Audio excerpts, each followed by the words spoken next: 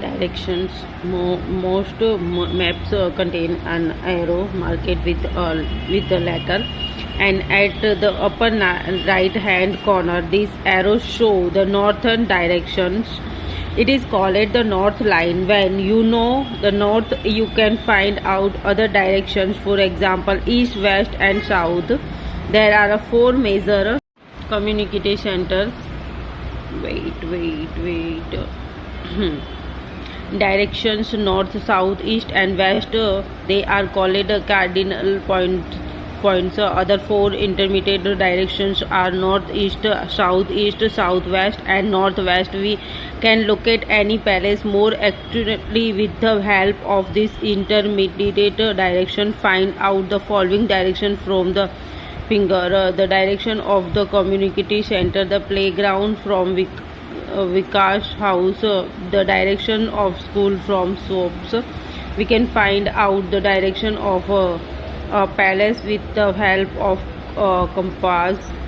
It is an instrument used to find out main direction. It's a magic needle always point towards north south directions.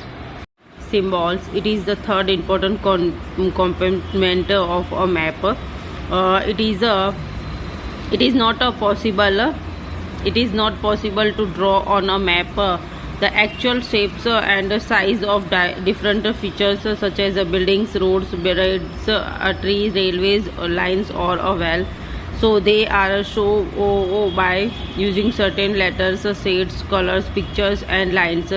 These symbols give a lot of information. It's in limited shapes. With the use of these symbols, maps can be drawn easily and are simple to read. Even if you don't know the language of an area and therefore cannot ask someone for direction, you can collect information from maps with the help of these symbols. Maps have a universal language that can be understood by all. There is an international agreement regarding the use of these symbols.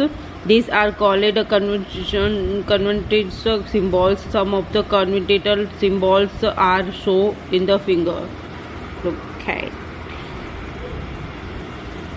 Railway lines, broad gauges, meters gauge, railway stations. There. Roads, metalled, unmetalled, boundary, international, state, district, river, well, tank, canal, bridge, temple, church, mosque, chhatri, post office, temple, telegram office, police station, settlement, trees. Various colors are used for the same purpose. For example, generally blue is used for showing water bodies, brown for a mountain, yellow is a plateau, and green is used plain.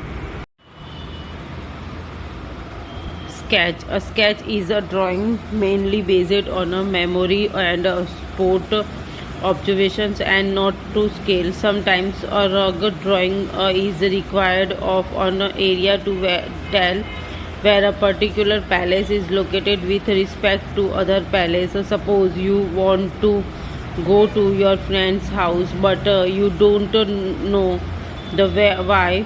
Your friend may make a rug drawing to show the way to his house. Such a rug drawing is drawn without scale and is called sketch map. Plane. A plane is a drawing of a small area on a large scale. A large scale map gives a lot of information, but there are certain things which we may sometimes want to know. For example, the length and breadth of a room, which can't be shown in map at that time. We can refer drawings to draw or to scale, call it a plane.